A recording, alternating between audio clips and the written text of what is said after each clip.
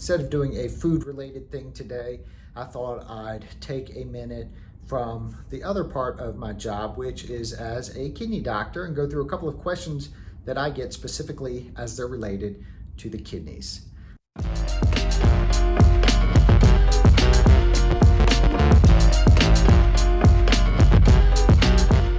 The first question is, what are the signs and symptoms of kidney disease?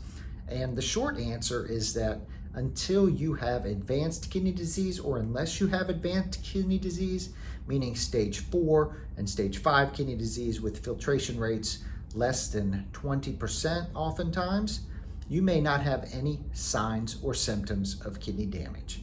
Now, there are other people that develop things early on in their kidney disease, things like swelling, if they have protein in their urine, or sometimes fatigue develops, or high blood pressure. But most overt signs and symptoms of kidney disease don't come until you have what's called kidney failure and you're close to needing dialysis. That is why it is so important to have a screening test, either a blood test or a urine test, to see if you have underlying kidney disease, especially if you are at risk for it. People who are at risk for it are people who are elderly, people who have diabetes, people who have high blood pressure, somebody with a family history of kidney disease. All those people need to be screened, and if that's you, make sure you get out to your doctor and get screened with a urine test or a blood test as soon as possible. Next, let's talk about the amount of urine that you're making. I know this is usually a cooking show, so it feels a little weird to switch gears and talk a little bit about urine, but that's what the kidneys do. The kidneys make urine, among other things.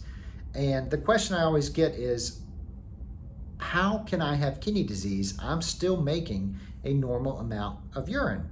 Well, kidney disease is measured not necessarily by how much urine you're making, but by how well the kidneys are clearing out those toxins in your body. Meaning things like waste products that have built up from what you eat, or waste products of your body's normal daily functions, are often excreted by the kidneys in the urine. People with advanced kidney disease, even stage 4 and 5 kidney disease, can make normal amounts of urine, but that urine is not cleaning out the toxins and these waste products like they're supposed to. And so those things build up in the blood. And that's how you know you have kidney disease, not from watching how much urine you make. Okay, and lastly, let's talk about diet. That's a much more fun thing for me to talk about. If people come to see me with kidney disease, they often ask me if diet can slow the progression of their kidney disease, and if somebody is at risk for kidney disease, can diet prevent it from happening? And the answer to both of those is a resounding yes.